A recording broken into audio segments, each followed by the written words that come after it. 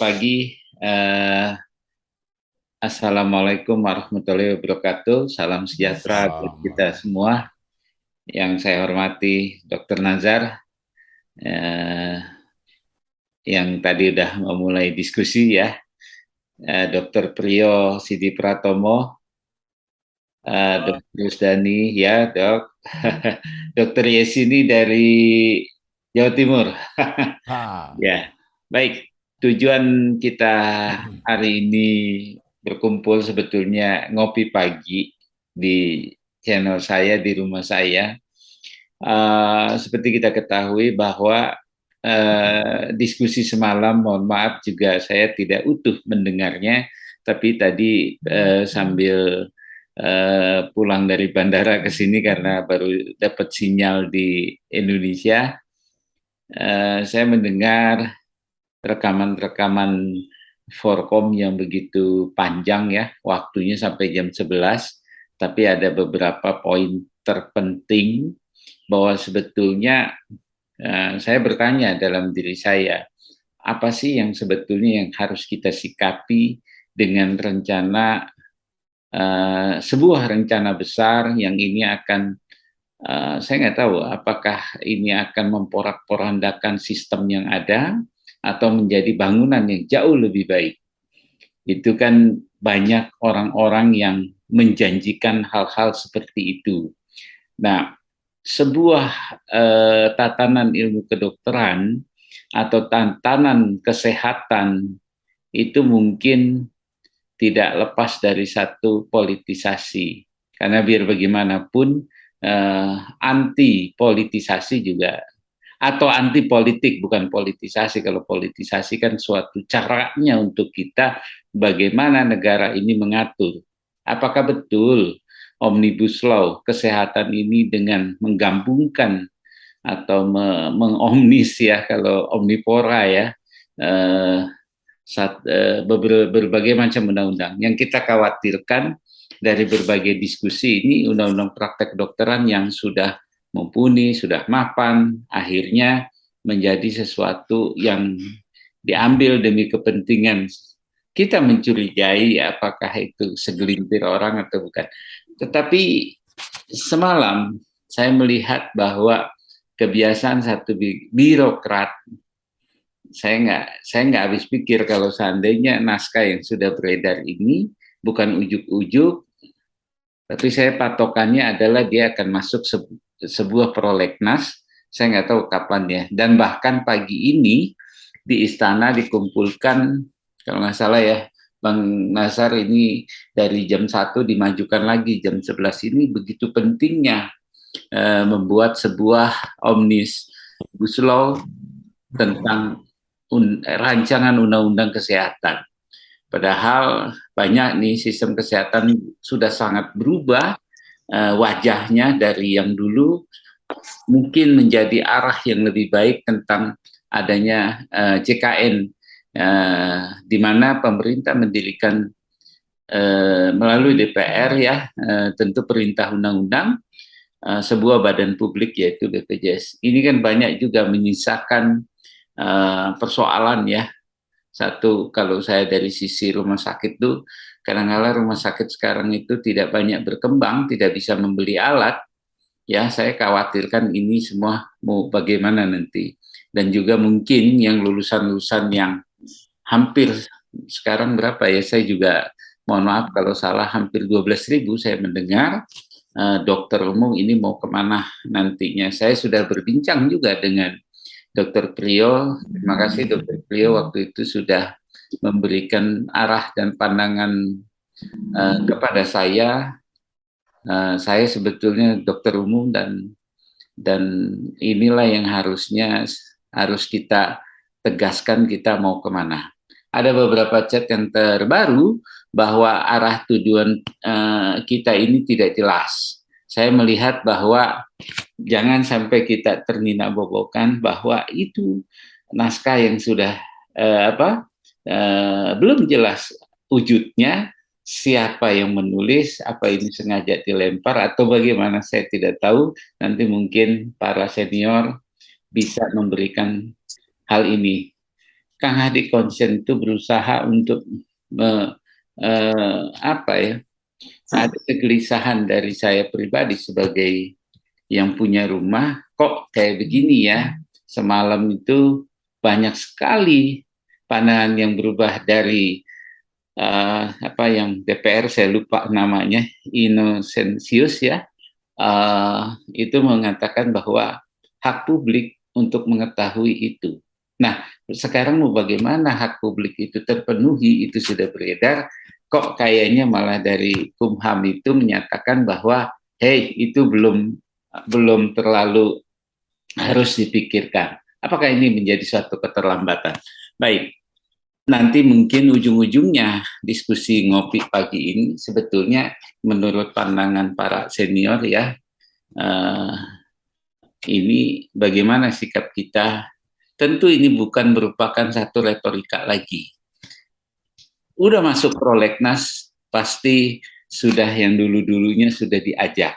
Tapi ketika Pak Ketua Umum ada berapa ya, 5 kemarin OP, itu menyatakan kurang diajak dan nggak tahu bendanya apa ini tentang rencana Omnibus Law. Tapi beredarlah foto-foto, sudah dibicarakan lah undang-undang praktek kedokteran lah. Memang saya lihat ada beberapa pengurus yang baru ini termasuk Pak Ketum Muhammad Adib itu ada di dalamnya. Apa betul?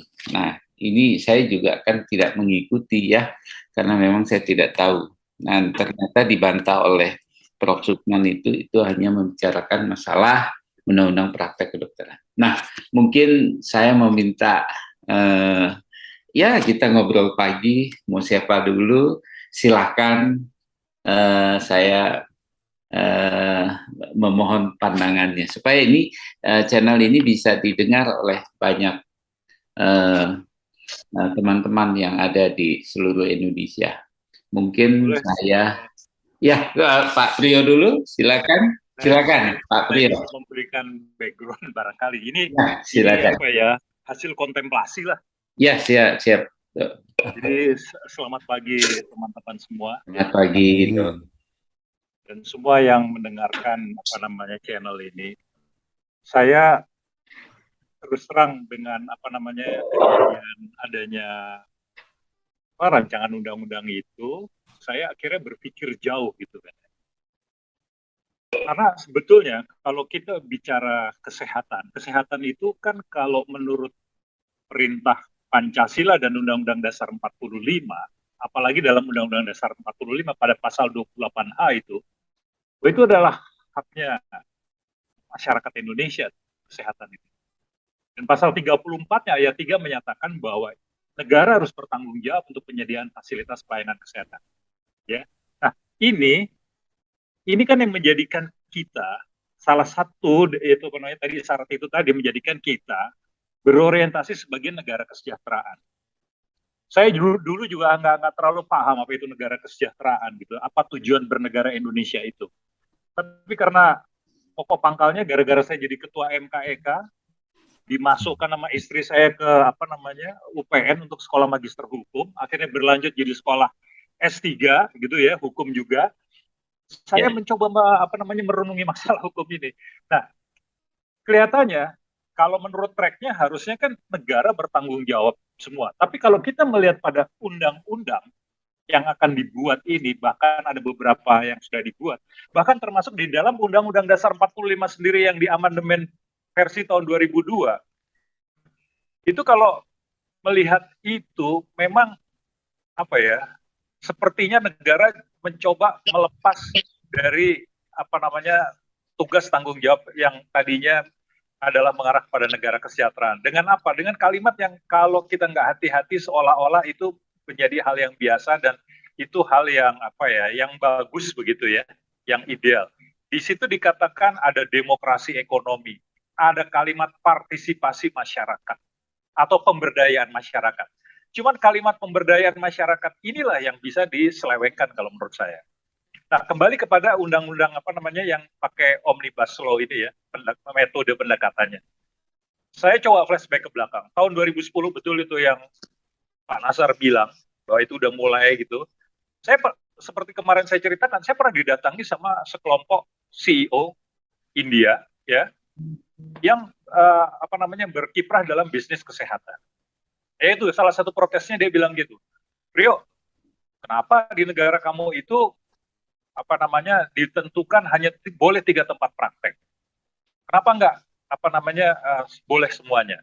Kenapa juga surat tanda surat tanda registrasi itu harus 5 tahun? Kenapa enggak selamanya? Di India rupanya selamanya tuh. Dan di sana nggak ada resertifikasi. Itu saya pernah datang ke negara India sendiri, tepatnya ke daerah selatan, kok saya sudah lupa namanya ya. Di situ saya ikut masuk ke rumah sakit itu. Memang hanya cara rumah sakit sendirilah yang menjaga mutu dokternya, karena negara sendiri cukup dengan konsilnya tuh sekali sertifikasi sudah selesai begitu kan. Nah itu dia protes tanya sama saya. Dan rupanya di sana itu seseorang bisa berpraktek dengan cara telemedicine. Kebetulan bidang saya radiologi. Di sana dikerjakan teleradiologi. Jadi satu orang pada satu tempat, dia bisa membaca pada 40 rumah sakit dan lebih dari 3 atau 4 kota. Itu modelnya di sana seperti itu. Nah, dia bilang, kami di India bisa seperti ini. Saya bilang, enggak, ini di kita ini 3 tempat praktek itu permintaan dari rakyat yang diejawantahkan oleh DPR karena wakil rakyat itu melalui undang-undang. Jadi bukan kami asosiasi yang minta, saya bilang begitu. Jadi itu rakyat, kita tuh ikut apa kata rakyat, saya katakan begitu. Udah, dia mengerti gitu ya. Suatu ketika datang lagi ke tempat saya, karena saya jadi ketua ID itu, CEO asal Australia. Dia juga protes, kenapa transfer of knowledge itu di negara kamu itu kok nggak boleh ke rumah sakit swasta, gitu bilang. Kenapa harus ke teaching hospital? Kenapa kok cuma dibatasi 2 kali, dan itu pun cuma transfer of knowledge dalam konteks alih teknologi dengan cara ajar mengajar, dia bilang gitu. Kan mestinya kita boleh praktek dong, dia bilang gitu kan. Saya bilang itu adalah bagian dari permintaan rakyat kita, supaya rakyat kita terjamin bahwa yang melakukan tindakan di situ betul-betul dari orang yang sudah direkognisi sama negara dalam hal ini, saya katakan gitu.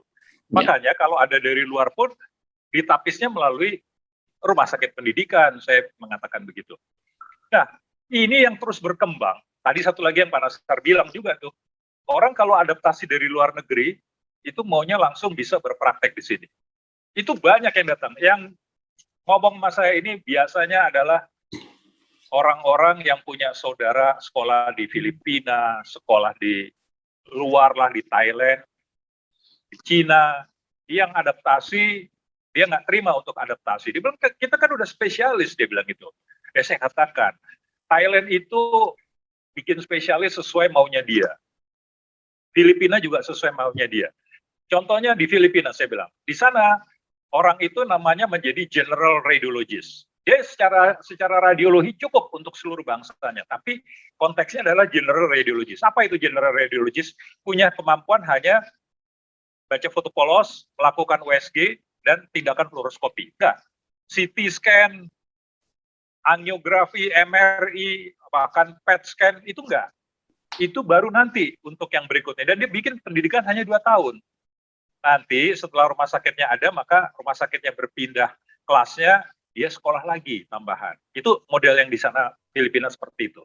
Thailand mendidik THT-nya juga begitu, sesuai dengan kepentingan negaranya. Jadi pendidikan spesialis itu agak beda dengan undergraduate. Pada undergraduate boleh dibilang hampir semua negara sama, seperti yang Bu Titi ngomong itu lewat WFME-nya tuh. Tetapi kalau spesialis enggak, itu sangat klasik tiap-tiap negara, sesuai dengan kebutuhan negaranya. Nah ini kawan-kawan yang jadi CEO di rumah sakit swasta ini kepengennya itu langsung saja masuk. Lalu saya bilang itu beda muatan konten dari ilmu dia. Saya bilang gitu. Kalaupun dari luar negeri sana, saya bilang dia nggak paham juga penyakit tropik.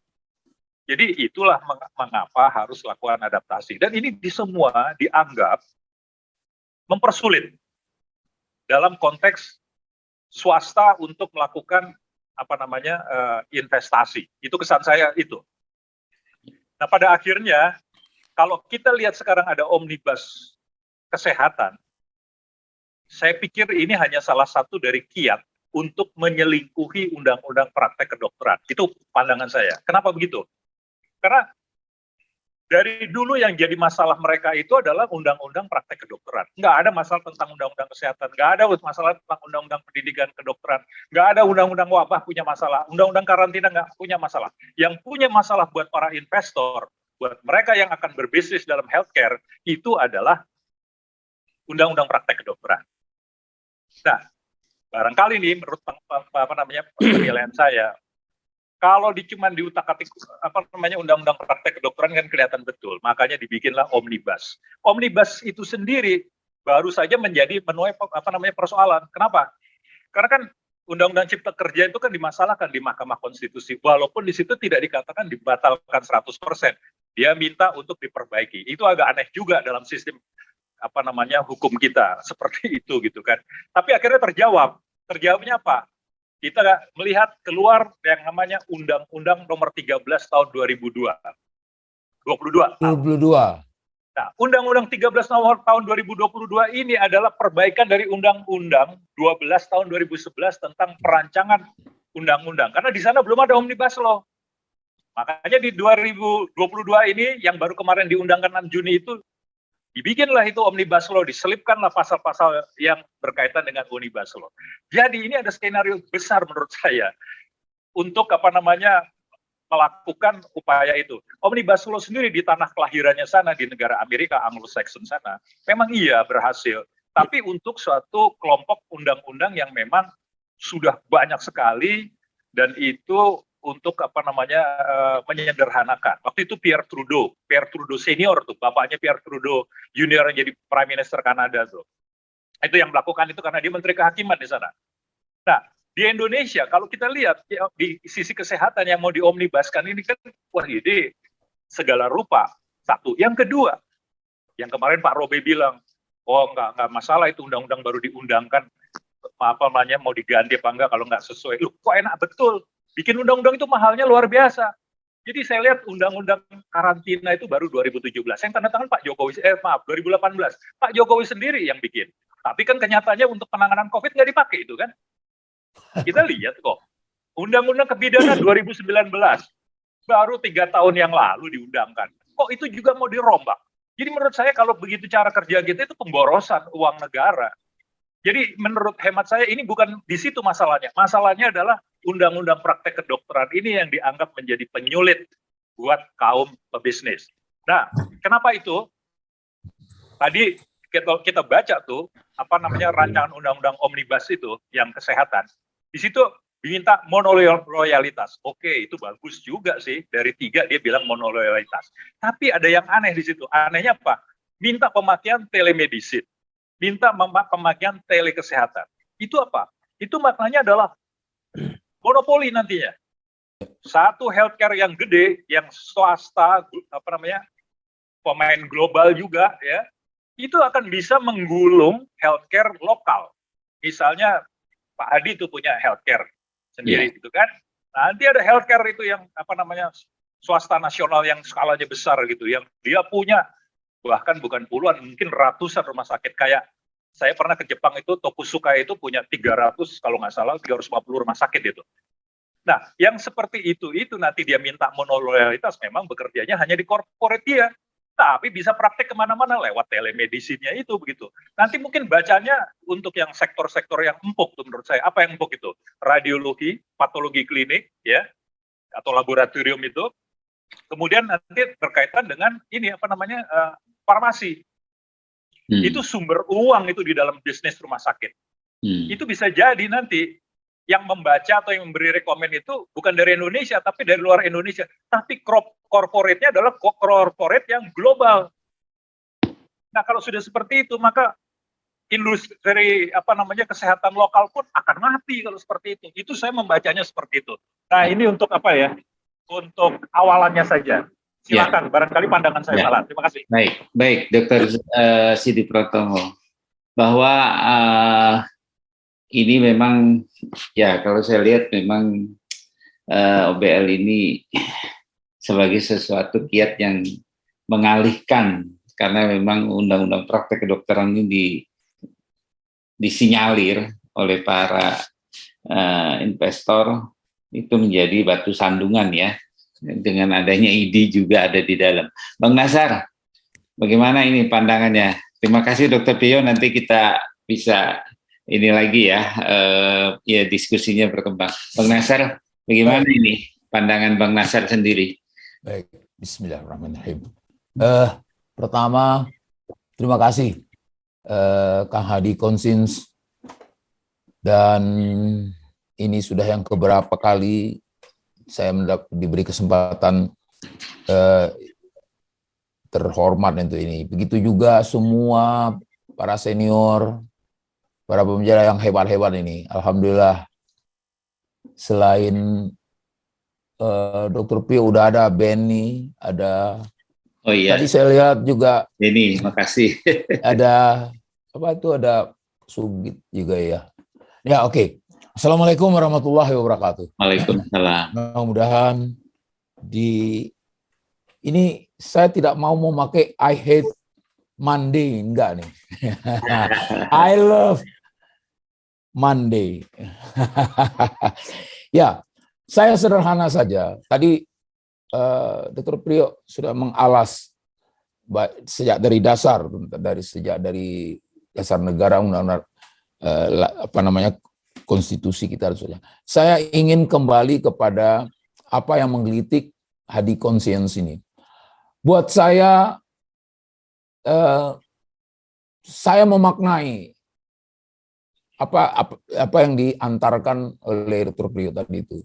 Jadi ini memang jelas bahwa tidak ada sendi-sendi kehidupan utama yang menyangkut hajat hidup orang banyak yang tidak diperhalus saja kalimatnya, yang tidak disentuh oleh hal-hal politis. Tidak mungkin. Selama itu adalah sebuah policy, apalagi policy yang ada legalitasnya firm begitu, tidak mungkin pemerintah yang mewakili penyelenggaraan, yang melakukan penyelenggaraan negara, yang mewakili negara tidak akan tertentu itu. Itu satu hal dulu. Tidak apa-apa kita mengulang-ulang itu. Nah, terkait dengan itu sangat-sangat wajar dan harus kita pahami bahwa sentuhan-sentuhan yang sifatnya politis itu ya kemudian itu pasti di-backup oleh hal-hal yang legal dan legal tanda kutip. Legal dan legal tanda kutip. Itu tidak boleh menjadikan kita itu menjadi gamang kalau nggak akan gentar. Inilah gunanya para pakar hukum yang ada di sini. Saya bukan pakar hukum. Yang pakar hukum di sini itu adalah tadi Mas Prio, ini adik saya Benny, itu boleh dibilang itu. Memang dia mendalami itu. Kedokteran itu buat mereka-mereka ini hanya hobi. Pekerjaannya adalah itu jelas itu. Enggak apa-apa. Ya kan? Kalau dulu seperti saya pekerjaan saya dulu demo, berkelahi di jalanan. Nah, itu pekerjaan hobi adalah membedah. Nah, kembali ke situ Hadi, biar waktunya efisien. Abang dia tetap kepada yang kemarin menyederhanakan, yaitu kita berhak menyampaikan kehendak, bukan hanya opini. Seperti tiga hal yang boleh dan memang menjadi suatu keniscayaan menjadi keniscayaan di parlemen itu, yaitu tadi hak kita mendapatkan hak kita untuk memberikan masukan, hak kita untuk diapresiasi, dan hak kita mereka juga harus memberikan pertanggungjawaban. Bukan, nanti marah lagi. Memberikan jawaban tentang hak itu. Itu sesuai dengan itu, ya. Kita harusnya menyatakan dengan bijak kita tolak itu. Saya berprinsip seperti itu. Tolak itu omnibus itu dengan cara berarti dengan menolak itu kita tidak membahas tentang omnibus, yang dikumpulkan dari sekian banyak peraturan perundang-undangan yang seperti tadi lo dikatakan oleh Pak Priyo, Pierre Trudeau itu menggagas itu, kalau nggak salah ada satu orang lagi sebelumnya sudah menggagas, tapi tidak eksplisit di announce oleh negara di Amerika itu. Saya lupa tuh karena saya malas membaca. Nah, dia itu mengumpulkan itu juga, jangan lupa itu peraturan perundang-undangan yang hampir sejenis. Oke lah, kita kembali ke kita. Melakukan omnibus itu bukan sesuatu yang harus kita sikapi secara alergis, tidak. Tetapi dalam hal ini untuk pembahasan itu untuk menjadi argumen penolakan adalah dengan cara melakukan komparasi, bandingkan. Ini loh yang sudah ada, ini yang kalian buat. Ini loh kerancuannya, ini loh bukan pitfall lagi situ. Jelas tuh di makalahnya Benny itu kan disebutkan detail, ditambah dengan apa yang secara narasi disampaikan Bung Iqbal. Apalagi detail Dr. Titi sudah menjelaskan itu. Nah, kenapa begitu? Kenapa mesti tegas mengatakan kami tidak mensepakati ini? Kalau mau dirubah kata-kata menolak itu, kami tidak mensepakati ini. Itu tadi ya, dengan melakukan komparasi. Dengan dasar apa yang dikatakan Pak Priyo tadi. Ini karena kepentingannya adalah kepentingan pelayanan, yang pelayanan ini muaranya adalah ke konstitusi tadi, kesejahteraan. Kesejahteraan masyarakat, layanan ini harus dijamin dengan apa? Yang tadi. Tidak cukup dengan knowledge, tidak cukup dengan aturan, dengan etik yang seperti kita sudah bicarakan lah. Mungkin kawan-kawan yang lain bisa mengulasnya lebih panjang. Seperti yang kita bicarakan tadi malam. Itu siapa yang memberikan garansi? Baik garansi moral maupun garansi legal. Ya tentu yang mengerti persoalan. Yang mengerti persoalan jelas organisasi profesi. Apakah organisasi profesi kebidanan, kedokteran, dokter gigi, farmasi, dan sebagainya. Jadi singkatnya sedikit lagi, yang harus disampaikan seperti itu, kita menolak, tapi dengan kalimat yang bijak. Satu argumentasinya adalah kita membandingkan praktek kedokteran, undang-undang kebidanan dan seluruhnya keperawatan yang paling baru, kebidanan yang paling baru itu, undang-undang kefarmasian itu sudah cukup memadai dan sedang dijalankan. Aturan pelaksanaannya masih ada yang belum ada. Jadi membandingkan itu penting. Saya khawatir kawan-kawan yang tadinya harusnya jam 13, sekarang diminta kalau nggak salah jam 11. Jam 11. Senayan itu, benar ya, diminta jam 11 itu. Jangan sampai terjebak dengan mendiskusikan dari A sampai Z tentang Omnibus Law. Kalah. Digotong siapapun ahli-ahli ke sana itu kalah. Kita udah kenyang dalam hal itu berkali-kali. Ya. Okay. Sebagai penambah masukan seperti itu, Abang ingin kita fokus tentang masalah apa yang harus kita usung. Nah, yang terakhir adalah seandainya pantas kita berpikir dan sudah terbertik ya bahwa seandainya dengan tenggat waktu yang tidak panjang ini, kalau memang sudah masuk di prolegnas, ya, seandainya itu tidak mendapat respons yang bermakna. Ini namanya kan proses politis nih yang akan ditempuh ini. Yeah. Kalau tidak bermakna, organisasi yang melakukan yang yang udah kompak di gedung Dr. Soeharto di PBID itu mau bagaimana adalah pantas. Nah, mudah-mudahan Benny bisa menerjemahkannya dengan bijak. Adalah pantas dan menjadi hak sebuah komunitas, apalagi komunitas ini bukan komunitas main-main, OP ini menyatakan pendapatnya. Ini kalimatnya halus nih. Menyatakan pendapatnya secara tegas baik kepada sasaran maupun kepada khalayak ramai. Kan bagus sekali nih kalimat. Menyatakan pendapatnya baik kepada objek sasaran, DPR atau pemerintah, yang bisa difahami dan diketahui khalayak ramai. Halus kan? Ya. Nah, itu dia. Baik.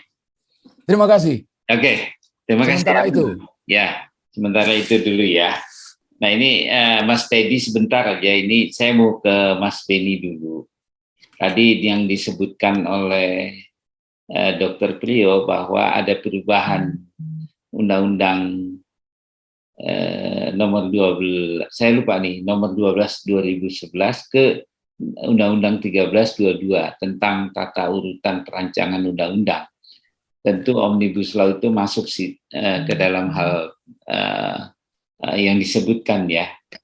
Nah, Mas Beni, apakah memang sekarang itu undang-undangnya ini kan cuma satu nih, yang dari undang-undang praktek kedokteran tadi Dr. Priyo mengatakan ini yang batu sandungan memang menurut mereka itu di undang-undang praktek kedokteran. Bagaimana Mas Beni memandang hal ini? Ini saya baru saja dapatkan ketika saya share ke salah satu grup. Setujukah Anda untuk menolak atau kasih catatan? Ya setuju, sepanjang memenuhi rasa keadilan dan kemanfaatan hukum dan kepastian hukum. Ini gimana ngukurnya ya?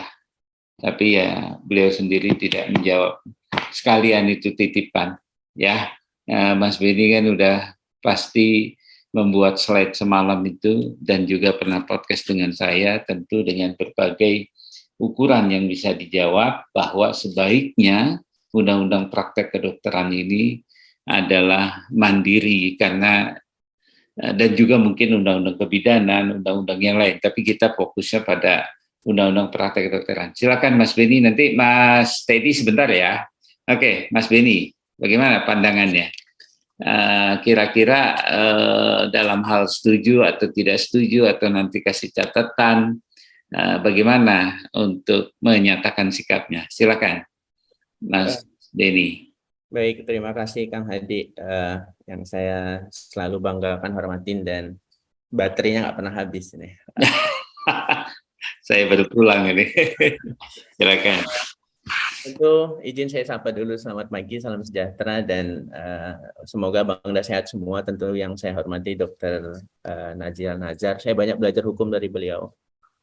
Dr. Priyo, dua dokter yang beliau sandang juga, dan mantan ketua PB tentunya, Dr. Teddy, kemudian teman sejawat semua, Dr. Sujit, Dr. Sunu, Dr. Ray, Dr. Yesi, Dr. Simon, dan Dr. Rusdani. Baik. Saya sebenarnya anak baru, masuk ke kedokteran itu 99, tamat 2006, baru diajak bergabung di ID itu 2009. Tapi beberapa pengamatan saya sampai di titik ini, bahkan saya masih ingat kira-kira mungkin 3 atau 4 tahun yang lalu saya pernah dihubungi Dr. Nazar itu. Bantu Abang Ben di BHP 2A, tetapi mungkin Bang Nazar agak sungkan pada saat itu. Nama saya tahu itu nama saya termasuk yang dicoret gitu ya. Mungkin itu yang saya maaf. itu yang saya ketahui. Tapi persoalan saya bukan di situ. Persoalan saya hanya saya banyak mengamati khususnya lingkungan saya, Medan dan Sumatera Utara, di sini khususnya pada saat berdirinya salah satu rumah sakit yang tepat berada di satu rumah sakit yang sudah lama. Tepat berada di depan mata. Artinya tinggal taruh kulit pisang saja Kang Hadi, kita sudah sampai di depan rumah sakit itu. Ini polemik pada saat itu. Dan di seberangnya lebih kurang jarak sekitar 500, kurang dari 500 meter ada satu rumah sakit besar juga. Ini berada di tengah kota.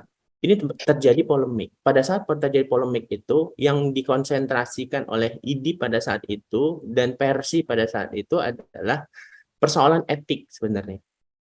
Persoalan etik bagaimana pelayanan yang ada di situ dengan rumah sakit yang hanya berjarak satu lemparan kulit pisang.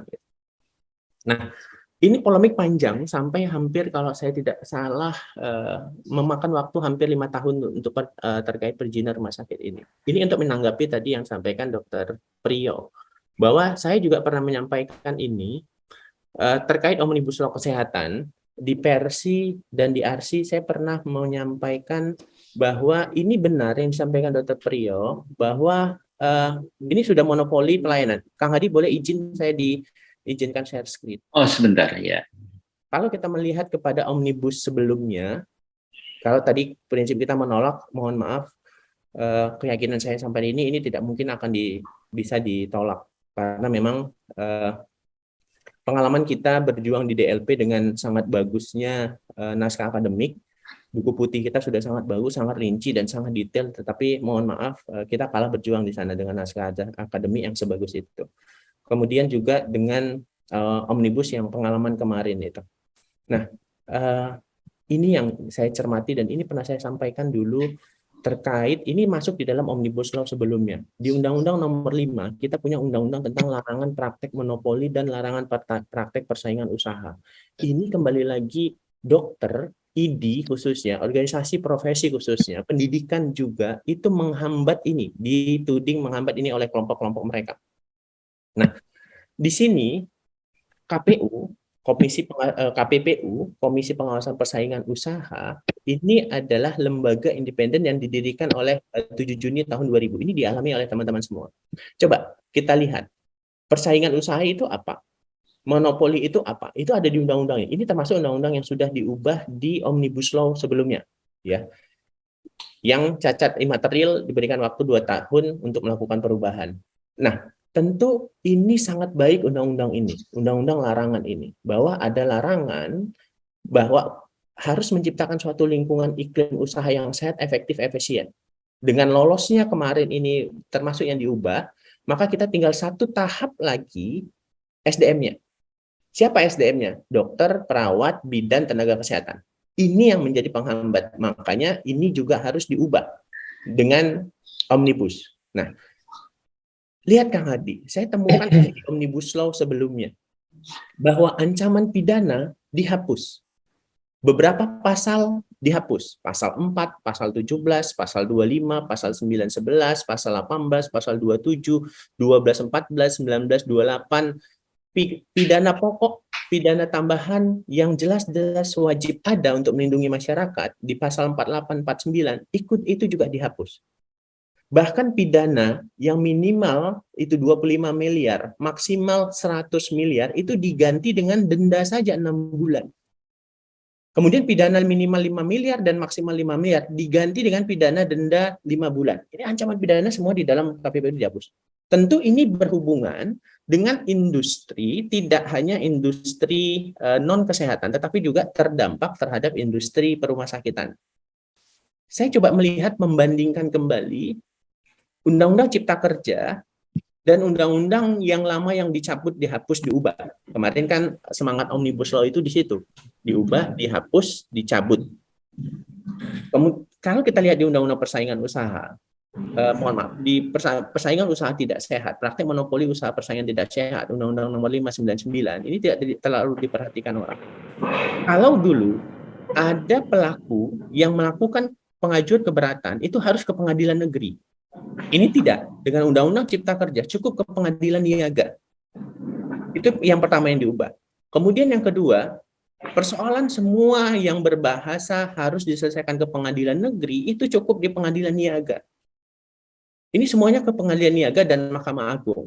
Termasuk di situ penetapan pembatalan perjanjian. Jadi, untuk tindakan administratif, pembatalan perjanjian, itu semuanya pasalnya dihilangkan, termasuk persoalan tadi monopoli. Saya mungkin langsung konsen ke beberapa pasal di sini. Di undang-undang sebelah kanan tentu undang-undang lama ya, 599, dan sebelah kiri adalah Cipta Kerja. Bahwa sebenarnya sudah ada larangan untuk membuat perjanjian yang mengakibatkan pembeli yang satu harus membayar dengan harga yang berbeda dari yang harus dibayar oleh pembeli yang lain. Nah, larangan ini harus dilakukan secara bersama-sama. Dan usaha ini juga, ini bisa dengan membuat perjanjian, mohon maaf saya ambil contoh, kalau saya bisa membuat pelayanan radiologi telemedicine seperti yang disampaikan oleh Dr. Priyo, maka kalau Kang Hadi ingin membuat itu, saya harus meminta izin ke saya dulu. Karena saya yang lebih dulu Kang Hadi, mohon maaf. Nah, ini yang kemudian membuat persaingan ini menjadi tidak sehat. Kalaupun ada kerugian, saya tidak dipidana lagi, saya tidak dipenjara lagi, saya tidak harus membayar ganti rugi sampai 100 miliar. Saya cukup membayar ganti rugi 6 bulan saja. Termasuk juga dilarang ada larangan membuat perjanjian yang memuat pihak yang menerima barang atau jasa hanya memasok atau tidak memasok kembali barang jasa tersebut. Ini adalah larangan, dan larangan ini dihapus. Kemudian ada larangan juga agar tidak boleh membuat perjanjian yang memuat persyaratan bahwa kita boleh menerima barang, membeli barang dari pemasok, tetapi ini tidak boleh dilakukan untuk semangat monopoli, tetapi harus sharing. Bayangkan kalau saya yang punya Actemra pada saat itu, Kang Hadi. Jadi semuanya harus membeli ke saya Actemranya. Tentu saya pasti akan naikkan, itu Kang Hadi. Itu prinsip bisnis. Nah, ini persaingan usaha yang memang kita adalah industri pelayanan yang semuanya ada. Semua undang-undang bisa diberlakukan di kita. Termasuk juga ada larangan untuk bersekongkol, mengatur, menentukan pemenang tender sehingga mengakibatkan terjadinya persaingan usaha tidak sehat. Pasal 22 ini dihapus. Kemudian juga ada larangan bersekongkol, mendapatkan informasi, kegiatan usaha pesaing sebagai rahasia perusahaan, ini juga dihapus. Pelaku usaha dilarang bersekongkol, menghambat produksi pemasaran barang jasa, ini juga dihapus. Pelaku usaha dilarang untuk secara dominan, secara langsung atau tidak langsung menetapkan syarat, membatasi pasar, menghambat usaha. Ini juga dihapus. Semua pasal-pasal yang dianggap menghambat persaingan usaha, termasuk di bisnis perindustrian rumah sakit terdampak di dalamnya, ini semuanya dihapus. Nah, bahkan kepemilikan saham, ada di situ larangan bahwa pelaku usaha atau sekelompok dilarang menguasai lebih dari 50% pemilik saham jenis jasa tertentu. Ini juga dihapus. Jadi saya boleh memiliki saham lebih dari situ. Asing juga akan sangat mudah untuk menikmati regulasi terbaru ini. Bukan dinikmati oleh masyarakat kita, bukan dinikmati oleh kita sebagai bangsa Indonesia yang lahir dan besar tumpah darah di sini. Tetapi ini nanti akan dinikmati oleh orang yang lain yang tidak memperhatikan regulasi ini. Berbahayanya. Termasuk yang saya sampaikan tadi, pidana pokok. Itu semua dihapus. Nah, yang menarik adalah kewajiban menyerahkan barang bukti. Jadi pelaku usaha itu dilarang menolak, diperiksa, menolak memberikan informasi. Tetapi ini pasal ini juga dihapus. Mereka boleh menolak. Tidak mau diperiksa boleh. Kalau dulu pidana, penjara. Bukti-bukti itu tadi bisa tidak diserahkan. Dulunya ini wajib. Nah, ini pengadilan niaga. Nah, apa bedanya pengadilan niaga? Pengadilan niaga itu pengadilan khusus di lingkungan yang dibentuk menerima memeriksa permohonan pilot penundaan. Ini hanya di dalam hukum perniagaan. Jadi keperdataannya, kemudian unsur pidananya, itu sama sekali dihapus. Itu yang tadi untuk menegaskan kembali, dan bukti-bukti juga cukup dengan bukti-bukti, mohon maaf, biasanya di pengadilan niaga ini pembuktian tidak sebaik pengadilan negeri atau pengadilan tinggi. Cukup dengan surat, kewajiban bantuan ahli, kemudian modelnya liberal individualistis, pembuktiannya sederhana, waktu pemeriksaannya terbatas, kemudian putusannya bersifat serta-merta, kemudian klausulnya cukup arbitrase, tidak tersedia upaya banding. Jadi kita betul-betul dirugikan karena tidak ada mekanisme banding di situ. Tentu ini yang ingin yang pernah saya sampaikan di dalam forum khususnya di rumah sakit, karena industri kita adalah industri rumah sakit, industri pelayanan kesehatan, yang inti masalah, yang inti pelayanannya itu bukan kepada teknologi yang ada di dalam. Masyarakat tidak butuh teknologi yang terlalu tinggi, tetapi mereka butuh sentuhan kemanusiaan, mereka butuh etik, mereka butuh dokter yang humanis, mereka butuh dokter yang pintar berkomunikasi, mereka butuh perhatian dokter dan sentuhan dokter. Itu yang dibutuhkan masyarakat. Tapi dengan persaingan sekarang yang sudah kita lakukan sekarang dan sudah terjadi hari ini, dan kemudian ditambah lagi dengan pengaturan terhadap SDM. Sebelumnya pengaturan terhadap industrinya dulu. Ya, kalau kita mengenal istilahnya ada bad apple theory, yang hari ini sedang kita bangun, kita sedang menghilangkan apel-apel busuk di internal ID, kita berhasil menyingkirkan apel busuk itu, sehingga kita hanya menikmati apel-apel bagus. Bad apple theory itu, kalau kita kumpulkan 10 apel, yang kualitas bagus dengan terbaik di atas meja. Kemudian kita ambil satu apel yang busuk, kita letakkan di tengah-tengah 10 apel yang bagus tadi, maka 10 apel tadi akan ikut busuk. Itu bad apple theory. Nah, sekarang ada satu yang namanya bad barrel theory. Kita mungkin punya 10 apel kualitas yang bagus. Tetapi kalau 10 apel itu kita letakkan di satu barrel, di satu tempat, di satu wadah, yang wadah itu pun ternyata tidak bagus, maka apel itu pun akan menjadi busuk. Itu kenapa ibu-ibu lebih senang Tupperware. Karena begitu dia memasukkan kacang, dia akan tetap awet selama berbulan-bulan. Bukan dengan Tupperware-Tupperwarean.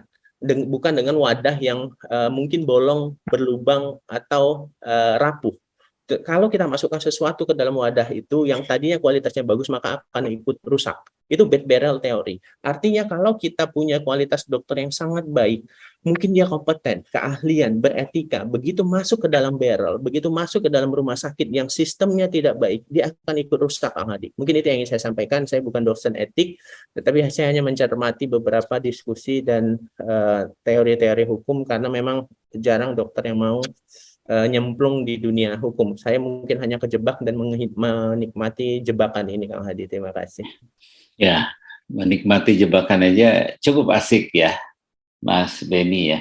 Tapi pada prinsipnya, pada prinsipnya Mas Beni ini gimana pandangan tentang yang singkatnya saja, menolak atau memang memberikan catatan atau tidak sama sekali?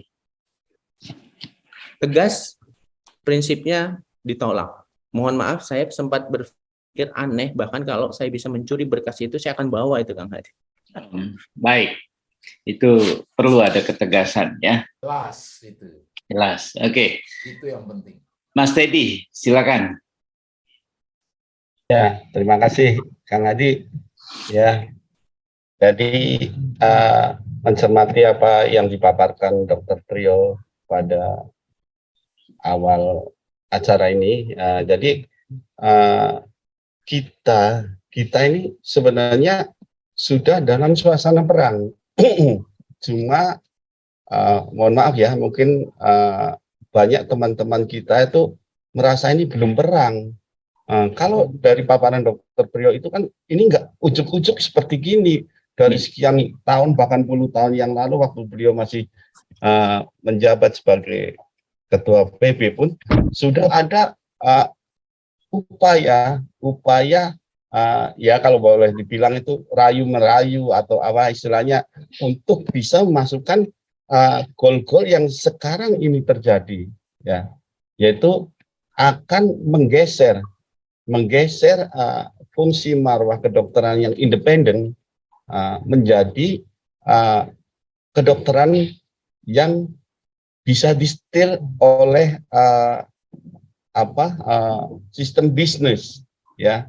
Jadi mau nggak mau nomor satu adalah kita memberi pencerahan kepada teman-teman sejawat agar kita bisa satu visi, satu misi, satu goal. Kelemahan di kita adalah meskipun teman sejawat itu close friend ya, sering bareng kita bersama satu dalam wadah yang sama, tapi belum bisa menemukan pemikiran yang sama. Ada yang satu bilang, wah ini biasa aja. Ada yang satu lagi lebih cuek lagi karena dia lebih konsen ke tugas fungsional sehingga apapun yang terjadi dalam hulu ya. Ini kan sebenarnya hulunya. Karena peraturan itu hulunya. Jadi meskipun hulunya itu sebenarnya sudah mengkhawatirkan ini stadium 3 mungkin ya. Mas Tapi ya. Mas Teddy, saya potong. Ya. Kalau ini Anda menandakan bahwa sudah sangat khawatir, ini kan sudah masuk prolegnas ya. Ini kan jadwalnya sudah ada. Seperti yang di press release oleh para ketum 5 OP. Ya kan? Itu kan hampir pasti. Jadi ini sudah terletak di laman daripada DPR. Ya, justru itu. Apa yang mau diharapkan dari Mas Teddy kepada para pimpinan para OP. Taruhlah kita sekarang berbicara tentang di ID. Ini bukan teori lagi, ini bukan retorika lagi. Ya, kita berdiskusi, ternyata antara anggota DPR dia baru tahu bahwa kita itu begitu dinamis. Dan Pak Menkumham, stafnya ya agak sedikit, saya katakan apa ya tadi, mau menurunkan semangat, melepas tangan atau mencuci tangan. Ya, saya katakan itu kawan kita juga, kawan saya. Betul, secara undang-undang bahwa itu belum resmi yang kita terima. Tapi mau kapan resmi? Laman sudah ada loh pembahasan. Bahaya kalau kita timnya hanya begini-begini saja dari PB dan 5. Ada juga yang mengatakan perawat lebih tegas, apoteker lebih tegas, kok ID kok kayaknya lebih melempem. Menurut Mas Teddy gimana itu? Itu aja dulu. Jadi gini, seperti yang saya sampaikan, ini kan sebenarnya kondisinya kondisi gawat darurat ini. Oke, secara menyatakan gawat daruratnya sehingga seluruh anggota ID itu merasa terpanggil, bahkan hanya 1 atau 2 atau bahkan banyaknya 10 itu mengalahkan kita yang ratusan ribu. Ini gimana Mas Teddy? Caranya sebenarnya tidak susah dan ini sudah lazim dilakukan baik di Indonesia maupun di luar negeri, Dr. Hadi ya. Nah, cuma kita ini belum ada yang mematik ini ya. Kita kan tahu nih, kalau kita berjuang melalui jalur formal, meskipun ada kesempatan, tapi kesempatan itu kecil. Dibilangkan 99, sekian persen nggak mungkin akan kembali ke undang-undang yang lama yang sudah dipaparkan Dr. Ferry, di mana itu banyak keuntungan yang melindungi profesi maupun masyarakat. Sebenarnya gampang, kita harus berani menyatakan perang, satu ya. Terus kedua, kita demo besar, biar orang itu melihat. Orang itu melihat. Kita harus sama-sama semua organisasi profesi ini kita kalau istilahnya Dr. Iqbal semalam itu membuat satu aliansi, kita sama-sama datang demo, jadi mereka akan ngeh, masyarakat akan ngeh, mereka akan menjadi pusat, kita akan menjadi pusat perhatian mereka, dan mereka akan dipertanyakan. Berarti undang-undang yang rancangan undang-undang yang kawan-kawan DPR ini ternyata itu banyak hal-hal yang istilahnya itu justru mendegradasi untuk kepentingan bangsa dan negara. Selama kita nggak demo, soalnya di Indonesia maupun di luar negeri, kalau sudah genting waktunya sudah mepet, ya demo. Oke, Mas Teddy, saya potong lagi nanti ke Pak Bang Rusdani nanti habis ini. Apakah Forkom semalam itu tidak menyatakan perwakilan sikap kita? Ini kan didengar nih oleh para pejabat. Sebetulnya Forkom itu sangat memberikan satu saluran telinga kepada para yang berkepentingan. Menurut Mas Teddy ini kurang ya? Kalau menurut saya itu kurang, Dr. Hadi. Kan kita sudah bukan sekali yang seperti Kang Hadi sampaikan ya. Sudah berkali-kali ada approachment lewat delegasi juga. Ujung-ujungnya di PHP aja. Kemerdekaan itu harus direbut, Kang Hadi. Kita nurut sana, kita usul A nanti, ntar keluar B juga kita nggak bisa apa-apa. Tapi kalau kita merebut, ya teman-teman bersatu kita merebut, insya Allah nggak ada dalam waktu yang singkat pula, karena kita sudah last minute, itu akan diperhatikan benar-benar sampai ke presiden bahkan, gitu catatan saya. Ya, PHP itu pemberi harapan palsu ya, istilah. Iya. Ya. Bang Rus, sorry ini serius banget ini diskusi ya. Bang Rus, ini kayaknya Forkom nggak efektif nih menurut Mas Teddy ya. Sorry, bukannya tidak cuma ya, bukan. Tetapi maaf Dr. Hadi, bukannya nggak efektif, itu tetap dijalankan. Jadi itu kan masih kegentingan lah ya, harusnya lebih eskalasinya lebih tinggi ya. Baik. Posisinya last minute, waktunya pendek, terus sudah masuk dan harapan kita kecil. Ya satu-satunya kita demo seperti kalau dalam permainan tinju, kalau sudah ronde 10 angka kita kalah, kita bagaimana caranya biar musuh KO gitu. Kalau nggak tahu kita nggak bakalan menang gitu. Ya. Dan segala macam ya. Iya. Terima kasih Mas Heri memancing diskusi nih, memancing provokasi sama dengan saya ya. Saya lebih segar. Bang Rusdani gimana, Dokter Rusdani? Terima kasih Kang Hadi. Selamat pagi teman-teman semua. Dokter Teddy, Dokter Beni, Bang Nazar, Mas Priyo dan semuanya. Saya setuju ya dengan Dokter Teddy ya. Porkom tidak ya, kalau boleh nggak menggigit silakan aja. Tapi kan memang nawaitu atau niat kita Porkom itu kan mengumpulkan argumen, menyatukan sikap. Tapi action tusukannya itu bukan Porkom.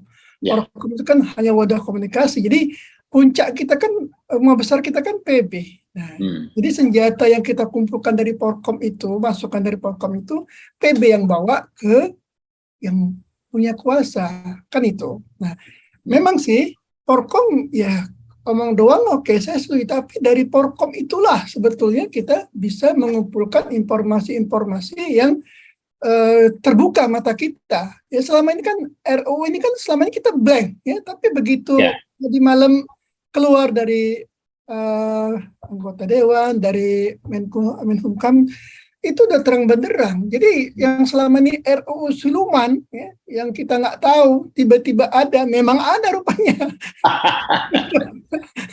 Kan Porkom kan berapa kali tertunda kan karena kita nggak jelas sumbernya kan. Tadi malam terbuka jelas kan ada barang tuh kan, dan kita selama ini meragukan ternyata ada. Nah sekarang saya tanya, saya balik lagi nih, ada Dokter Beni, Bang Nazar, ya kita semua lah ya.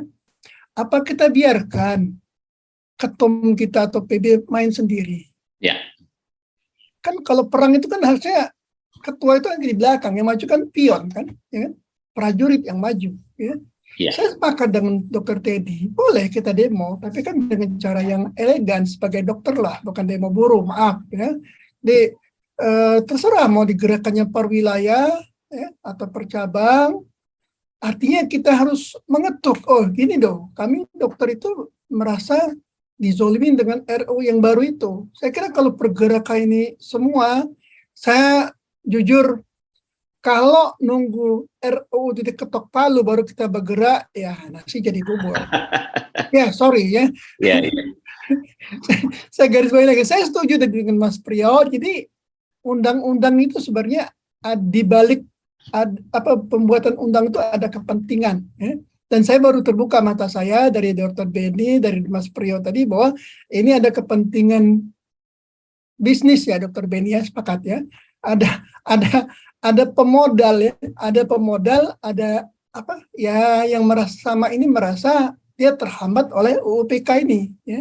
Dan gimana caranya UUPK itu ya agak dilembutkan sedikit biar mereka ekspansinya jauh lebih baik kan gitu. Nah, ujungnya betul, hilirnya nanti itu yang kecil-kecil ya, kalau besar kayak Kang Hadi mungkin masih bisa berdiri kokoh ya, tapi yang kecil-kecil Kang Hadi yang mono rumah sakit tunggal atau klinik tunggal, suka tak suka itu akan tergerus, percaya deh. Saya udah merasakan di Batam. Ya di Batam itu udah mulai. Ya. Saya pernah dibuka di Batam itu klinik kecil, rumah sakit kecil, ya, itu udah agak usah berkembang. Ya. Ya kembali lagi. Ya. Ini apalagi kalau sampai undang-undang ini dirubah, dokter-dokter kecil, artinya dokter kecil apa, Kang Hadi? Dokter-dokter yang hanya mengadakan praktek, dokter yang punya klinik kecil, itu akan tumbang. Nah, gimana nanti generasi kita ke bawah nanti? Generasi setelah kita pasti akan lebih sulit lagi. Ya. Tadi malam Dokter Bima sibuk begini, saya nggak tahu di dokter apa, tapi saya yakin itu terjadi. Ada dokter yang seperti itu, saya yakin ada. Ya. Ada, itu nggak bisa kita pungkirin. Ya. Kalau saya bilang dulu, saya pernah ceritakan kalau di Batam itu sudah ada grup Simatupang. Yang malam tunggu panggilan. Nanti ya di mana ini kosong kita posting nggak sampai berapa menit itu udah ada yang cop. Oke, saya bisa. Artinya apa? Artinya memang lapangan kerja dokter udah mulai sempit. Nah, bisa dibayangkan nanti kalau pemodal besar nanti, ya, tadi mungkin kata Dokter Priyo telemedicine, nanti ronsen bisa dikup sama mereka semua, kan telemedicine, tinggal jadi generasi ke depan yang baru tamat akan lebih susah lagi nanti, ya couplingnya akan kembali ke feodal itu ya. Berarti, dan sebenarnya Bang Nazar udah bilang tadi ya. Saya kalau boleh bilang pendidikan kita, mohon maaf guru-guru saya, senior saya, ya guru-guru kita juga di feodal, takut juga mereka kursi empuknya atau kue manisnya itu dibagi sama muridnya. Maaf, ini terjadi. Makanya waktu demo, saya jujur, saya sebelum Forkom demo 98 itu saya pernah berucap tuh di alumni saya, kenapa kalian demo Soeharto? Saya bilang gitu. Demo guru-guru kita yang feodal itu, saya bilang gitu kan. Pernah tuh ucap dari saya. Saking nggak nyamannya kita waktu mahasiswa, maafin, saya buka aja. Ya, jadi guru-guru kita memang takut disaingin, dan malah ada sekarang kan saya nggak usah sebut alma maternya, kalau sekolah sini boleh tapi bikin surat tertulis bahwa nanti kalau tamat nggak bekerja di wilayah ini. Ada, dan itu sudah terjadi. Ya. Nah, gini tugas kita ke depan, Kang Hadi, kalau bisa kita rangkum, apa sih action kita sebelum ini ketok palu? Itu yang penting. Ya. Makasih Kang Hadi atas waktunya. Ini kalau Mas Bang Rus sudah nyentuh-nyentuh rezim, dulu korupsinya itu diarahkan, dipimpin. Pemimpinnya satu. Tapi sekarang korupsinya, pemimpinnya banyak. Jadi susah lagi nangkepnya ya. Itu hanya joke aja ya. Ya, saya hanya baca aja. Nah, ini saya beri kesempatan yang lain, mungkin nanti saya memohon Dr. Priyo, mungkin Mas Beni dengan Bang Nazar yang memberikan tanggapan. Ini udah hampir 1 jam. Kang Hadi. Ya, silakan. OTW dulu ya, maaf ya, udah ditunggu ya.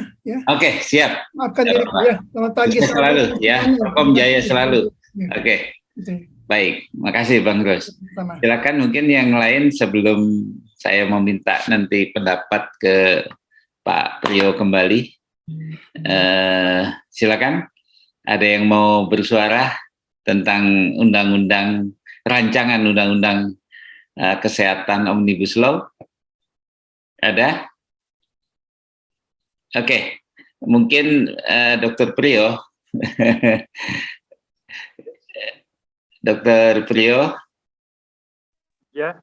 Ya, Dr. Priyo, ini udah berkembang ya, terutama memang kalau menurut saya penuh dada saya ini keyakinan bahwa dokter itu adalah intelektual teratas ya. Ini mungkin kesombongan kita karena kita itu kalau seperti orang tersangka itu banyak bandulnya, berbuat ini nggak boleh, itu nggak boleh, terkadang lurus saja. Terkadang banyaklah bandul besi yang membuat kita itu ini pengalaman Dr. Priyo itu sebagai pemimpin dahulunya, ya udahlah Dr. Priyo jangan banyak terlalu ekstrim ke depan, ada A, B, C, D. Ini mungkin saya hanya menduga-duga saja. Kok kayaknya tadi yang seperti Mas Teddy katakan juga bahwa kita ini kurang bergerak, actionnya kurang. Kita yakinilah bahwa ini sudah firm, kita jangan sampai tertipu kembali atau memang kita hanya bengong menanti, padahal itu udah ramai didiskusikan di laman di laman DPR aja udah timbul. Kalau kita yakin ini, apa yang mau kita sarankan ini? Dr. Priyo, ini aja ya, goalnya, tujuan diskusi pada pagi ini saya ingin melihat itu. Silakan Dr. Priyo. Terima kasih Kang Hadi. Hemat saya, kita harus bersatu. Action, saya kira tadi saya memberikan kasus pemicu. Dr. Beni membentangkan apa yang menjadi istilahnya situasi kita saat ini. Ya. Saya apresiasi sekali. Dr. Beni jauh lebih pintar dari saya dalam melihat itu, bahkan sampai ke modal asing dan sebagainya. Monopoli. Ya. Saya menenggarai monopoli, tapi Dr. Beni malah bisa menunjukkan pasal-pasalnya yang ini memang sudah didesain. Jadi memang kalau lihat ini ada desain besar. Nah, Pak Nasar tadi mengungkapkan actionnya, ya, begitu juga Dr. Teddy. Saya kira memang kita harus action. Dan action ini, tadi yang dalam diskusi sebelum itu tadi Pak Nasar mengatakan, wah ini ada yang cuek, ada yang merasa di dalam zona nyaman. Seperti yang tadi dibilang sama Pak Rusdani tentang para senior. Saya juga harus mengingatkan para senior, Anda tidak boleh lagi berpangku tangan. Anda juga harus mendukung para junior-junior Anda dan tinggalkan itu legacy untuk para junior Anda. Bukan apa-apa, bukan demi kantong-kantong, bukan, demi rakyat Indonesia. Sesuai dengan apa yang diperjanjikan bahwa kita harus menjadi negara kesejahteraan. Saya akan memberi contoh begini. Saya itu melihat banyak sekali para senior yang pada masa dia jaya, ada yang background-nya pernah jadi militer, ya kan? Dia diambil, dijadikan menjadi orang yang jadi forefront-nya gitu ya, untuk menyelesaikan persoalan-persoalan yang berhadapan dengan healthcare yang lagi mengalami kesulitan. Apa yang terjadi? Setelah dia menjadi tua dan sebagainya, maka dia dicampakkan begitu saja. Tidak juga dia diapresiasi, dia akhirnya menjadi seseorang yang terlunta-lunta, bahkan kasarnya sebetulnya kalau perlu dia ditendang. Cuman untuk menendang dia tuh ya sudahlah. Nanti kan dia tertendang sendiri. Apa yang terlihat? Dia mengalami stroke, jalan mulai tertatih-tatih, tapi masih masuk rumah sakit. Karena kalau dia nggak masuk rumah sakit, dia nggak punya apa-apa. Padahal dia orang yang berjasa besar pada rumah sakit itu. Itu nggak 1-2 rumah sakit yang saya lihat itu. Beberapa rumah sakit. Jadi para senior saya kira, kita harus membantu para junior kita, para adik-adik kita, para murid-murid kita, untuk mari kita bersatu padu. Nggak ada lah Anda tuh nyaman, itu tidak ada. Itu nyaman itu for the time being. The rest of your life, apa yang Anda investkan untuk tadi membantu membuatkan undang-undang dan sebagainya, itu Anda sendiri nanti akan tersapu dengan itu semua. Dan itu saya sudah melihatnya gitu kan. Makanya saya dari dulu nggak ada cerita. Kalau mau bersama-sama saya, maka ikut aturan. Buat saya, kalau aturannya begini, ya ikuti aturannya begitu. Saya nggak mau diajak selingkuh yang aneh-aneh, bikin aturan-aturan yang pada akhirnya merusak kepentingan bangsa ini. Jadi, actionnya menurut saya, ketua PB harus kumpulkan, ya, para senior-senior itu, dan ajak semua senior-senior yang lagi duduk di dalam di dalam policy maker, pemerintahan dan sebagainya, untuk sama-sama sadar. Dan saya cuma satu, tolak undang-undang ini. Karena apa? Kita nggak perlu kok dibikinkan undang-undang baru. Ini jelas cuma satu motifnya. Motifnya itu adalah menghancurkan undang-undang praktek kedokteran, karena itu disinyalir membuat sulit orang mau melakukan apapun juga, termasuk melakukan pendidikan, mengembangkan pendidikan. Itu kalau dari situ masuk, maka diterobos semuanya lah.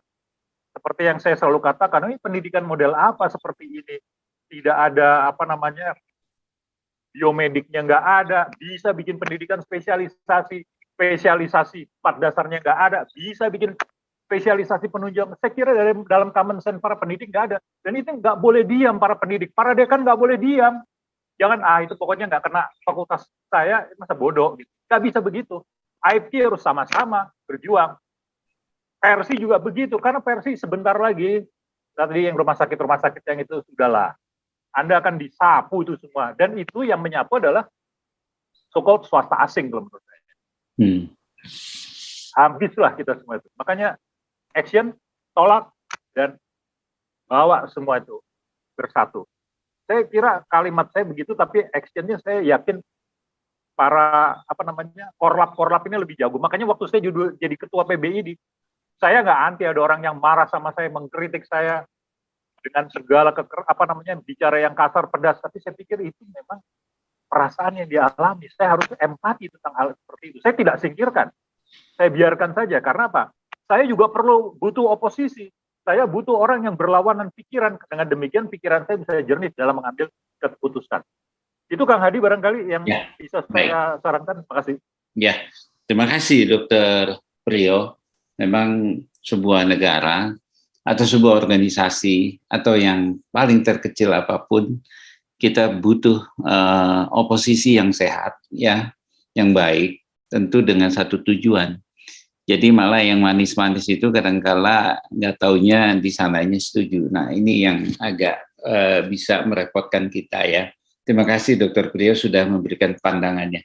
Bang Nazar, masih gabung Bang Nazar? Nah silakan Bang Nazar, ini tanggapan sebelum kita berakhir nanti, silakan. Ya, jadi tadi sudah jelas. Ada perlu perbuatan tegas menindaklanjuti event jam 11 ini. Jadi itu event jam 11 ini perlu dihadiri. Apapun yang dibawa, walaupun kita sudah mencoba arrange, kan itu tidak mutlak apa yang kita bicarakan dalam forum ini. Tapi yang tegasnya, kalau jadilah notulen kemarin malam itu disampaikan, itu sekurang-kurangnya menjadi referensi tambahan yang akan dibawa ke Senayan itu. Dan itu benar, bahwa ini harus dikawal. Harus dikawal itu apa? Dimonitor terus.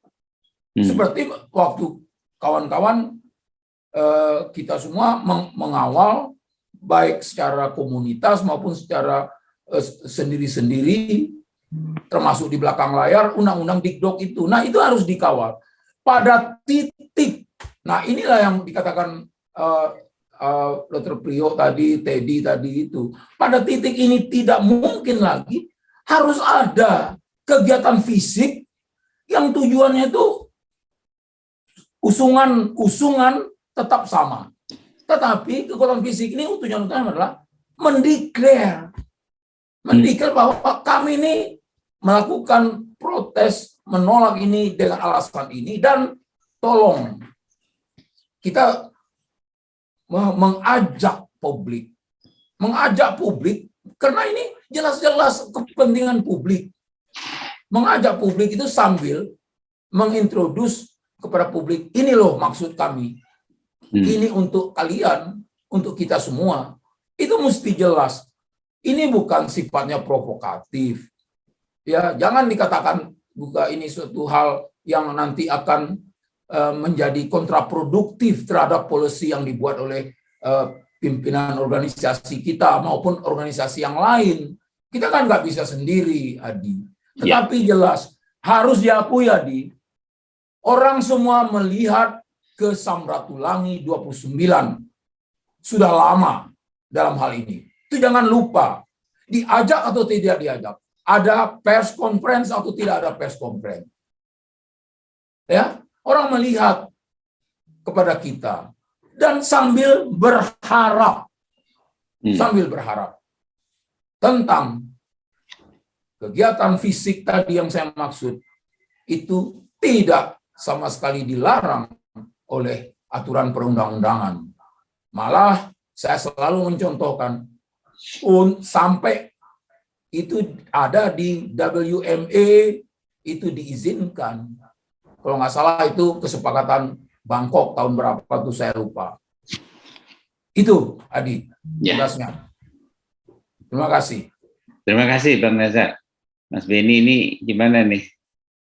Sebagai generasi muda yang menyoroti masalah hukum, tentu hukum itu sudah banyak terlindungi oleh perbuatan-perbuatan yang untuk melindungi dari ketidakwajaran dari hukum yang sebelumnya. Banyaklah itu kita lihat perubahan yang seperti tadi dikatakan ya, yang dulu juga masalah KKI juga ya, dibuatkanlah Permenkes baru, digugat, sekarang udah menang. Nah ini kan ada ketidakpastian hukum juga, banyak juga ini nanti. Terus kedua, ya tata peraturan perundangan dinamis, bahwa perubahan undang-undang itu untuk melindungi dan menciptakan undang-undang lain tentu ada dibuat untuk adaptif ya terhadap sesuatu situasi yang dinamis dan ya orang bilang ini konstruktif, Dr. Hadi. Jadi nggak perlu dipertanyakan lagi. Ini pasti menjadi satu arah kebaikan. Kok Ciptaker aja ditolak, kenapa Omnibus Law kesehatan ini apakah akan bernasib sama seperti Ciptaker? Silakan, Dr. Beni. Ini gimana pandangannya ini sebagai penutup nanti? Ya, ya kalau ditanya bernasib sama, iya Kang Adi. Saya punya keyakinan itu sama. Kenapa? Karena memang perjuangan kita di bawah akan sangat sulit tanpa melalui di atas. Beberapa rapat PB, termasuk dengan para pengurus, ketua, dan penasehat, dewan penasehat yang lain, saya selalu sampaikan, tidak salah lah kalau kita memang harus menunduk, apakah dengan bahasa mengemis atau dengan bahasa melacurkan diri demi kepentingan rakyat dan organisasi profesi. Silakan siapa yang punya channel atau link menjumpai pimpinan partai saat ini yang tertinggi dan penguasa saat ini, pimpinan partai penguasa saat ini. Jelaskan ke mereka karena kubu-kubu dari sebelah itu sudah sangat gencar dan mereka hanya mendapatkan satu informasi dari mereka saja. Tentu ini harus ada pembanding dari versi ID. ID belum pernah melakukan pertemuan secara intens, saya sampaikan seperti itu. Ini yang harus dilakukan tadi, mungkin menerjemahkan bahasa bersatu yang disampaikan oleh Dr. Priyo. Nah, kalau kita ingin bersatu keseluruhan, pemahaman saya yang saya ketahui saat ini di lingkungan saya dan kemudian di atas saat ini di PB sangat sulit karena semuanya punya kepentingan di sana. Ya, Karena kita belum selesai dengan diri kita, Kang Hadi. Karena pengurus-pengurus kita mulai dari PB sampai ke cabang belum selesai dengan dirinya, Kang Hadi. Nah, kalau dia belum selesai dengan dirinya, dia masih ada motivasi untuk memang berjuang, tentu ini tidak bisa disalahkan juga untuk kepentingan pribadi dia, keluarga dia, jabatan dia mungkin, kemudian juga dia kekhawatiran dia harus akan dimutasikan di tempat daerah yang lain. Ini yang membuat akan sangat sulit perjuangan kita, sehingga mereka lebih memilih menjadi penonton. Yang saat ini kita butuhkan adalah semuanya harus ikut turun bermain, ya kalaupun itu hanya sebagai turun ke lapangan memang tanpa harus menjadi penonton. Ini yang memang sangat sulit karena memang kita belum beberapa pengurus saya lihat memang belum selesai dengan dirinya. Dia pasti akan takut dengan posisi jabatan dia sekarang. Dia tentu ada motivasi, ada jabatan yang ingin dia ambil. Itu yang membuat perjuangan kita sangat sulit. Apalagi kenapa Beni berani mengatakan ini? Dulu sebelum Beni terlibat di kepengurusan ID, baik itu di wilayah dan cabang Medan, pekerjaan Beni selain direktur rumah sakit adalah sekretaris Prodi Magister Hukum. Nah, sebagai sekretaris Prodi Magister Hukum, ketua Prodinya saat itu sangat dekat dengan salah satu orang di Sembilanaga. Nah, itu Beni diminta untuk membuat revisi kajian, ya seperti kajian akademik, yang kemudian Beni tahu sampai hari ini itu istilahnya kajian akademik.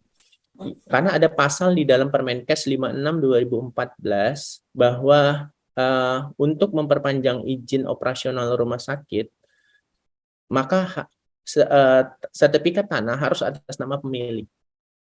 Nah, sertifikat tanah atas nama pemilik, kebetulan kepentingannya itu sangat dirugikan atas bunyi pasal itu.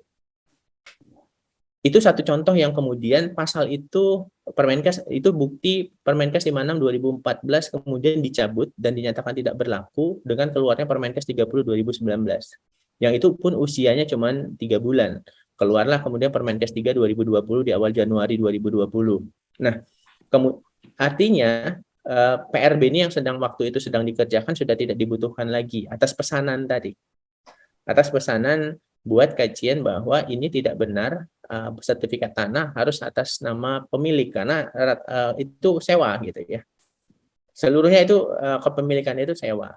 Nah, kemudian Beni sampai di titik ini mencoba merangkai semua apa yang Beni ketahui tadi sampai kemudian keluarlah Undang Omnibus Law tadi yang dikaji kemarin. Beni diminta oleh Arsi, Dr. Beni coba dipelajarin Omnibus Law, dan itu kita intens, termasuk rapat dengan Dr. Umar Wahid hampir setiap hari seperti ini juga untuk mengkaji beberapa pasal-pasal yang berpotensi terhadap rumah sakit, karena kita konsentrasinya pada saat itu rumah sakit, karena memang undang-undang itu desainnya itu memang lebih kepada industrinya dulu, belum kepada SDM. Jadi industrinya dulu, mulai dari industri pemasok, penyuplai, kemudian penyelenggara, sampai kemudian tadi yang tidak pernah dibahas di publik adalah terkait undang-undang monopoli dan persaingan usaha tadi. Nah, itu Benny sampaikan di dalam forum. Tetapi itu memang tidak terlalu mendapat tanggapan karena semuanya masih berkonsentrasi di klasifikasi rumah sakit. Semuanya masih berkonsentrasi di bahasa PP, peraturan pemerintah. Nah, di Undang-Undang Omnibus Law sebelumnya, semua bahasa akan diatur dengan peraturan menteri, itu diubah dengan bahasa akan diatur dengan peraturan pemerintah. Kenapa diangkat menjadi peraturan pemerintah? Karena akan sangat sulit untuk mengubah peraturan pemerintah. Beda dengan Permenkes. Tetapi di Omnibus Law kita kesehatan saat ini, semua bahasa organisasi profesi itu diubah malah menjadi akan diatur dengan peraturan menteri. Kenapa tidak diatur dengan peraturan pemerintah? Karena kalau diatur dengan peraturan pemerintah, akan sangat sulit untuk mengubahnya, akan sangat sulit untuk meloloskannya, akan sangat sulit untuk merevisinya. Tapi kalau peraturan menteri hari ini, mohon maaf, hari ini kita bisikkan saja kasih file 2 lembar PDF, kemudian share ke WA, setuju, itu KMK Permenkes bisa berubah, Kang Adi. Tapi kalau PP, peraturan pemerintah tidak semudah itu. Jadi desainnya adalah ubah dulu barrelnya, kemudian sekarang, ini yang Benny khawatirkan jujur. Ke depan, 5-10 tahun ke depan, dokter itu adalah buruh profesional yang dibayar murah. Terima kasih, Kang Adi. Ya, baik. Ini kalau saya bilang nih, Mas Benny, seperti akhir-akhir ini kita sedih sekali ya. Apakah nanti ini akan terjadi tragedi, walaupun tidak apple to apple, seperti tragedi di Malang ya.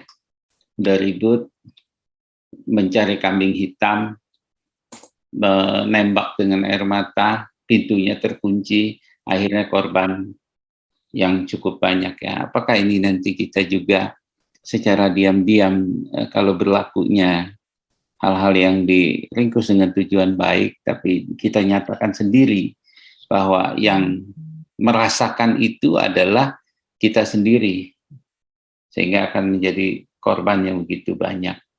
Mungkin saya analogikan begini, walaupun itu tidak apple to apple, tapi itu yang akan terjadi. Ketika saluran yang keluar untuk menjadi akan terjadi undang-undang baru, bagaimana pelaksanaannya juga. Dulu juga melahirkan undang-undang praktek kedokteran juga kita yang menerima sendiri. Itu mau diatur, ya terpaksa kita menerima. Beberapa kali kita judicial review. Mungkin itu, Mas Benny, yang saya hormati juga sebagai intelektual muda ya, terus yang sepuh yang selalu mengingatkan Dr. Nazar, Dr. Priyo, Mas Teddy ya, dan juga mungkin yang lainnya. Maksud diskusi pada pagi ini adalah untuk mempertegas tentang sikap kita mau ngapain. Kita tinggal menunggu atau kita tertembak dengan gas air mata dengan pintu yang terkunci segala saluran. Apakah kita mau menyelamatkan diri sendiri atau kita mau menyelamatkan seluruh rakyat Indonesia dan itu ikut merasakannya, kok malah dokter sendiri juga anteng-anteng saja. Mungkin tidak ada yang kata lengkap dalam diskusi pagi ini yang mendadak, ya. Tapi inilah panggilan daripada jiwa kita. Apapun yang terkecilnya kita sudah berbuat. Terima kasih. Saya mengucapkan kepada para senior, para sejawat, dan ya mungkin yang lain yang belum melakukan partisipasi dalam Kang Hadi Konsien, saya ucapkan juga terima kasih. Akhir kata, saya mengucapkan Assalamualaikum warahmatullahi wabarakatuh. Salam sejahtera buat kita semua. Terima kasih. Waalaikumsalam warahmatullahi wabarakatuh. Ya. Terima kasih. Ya.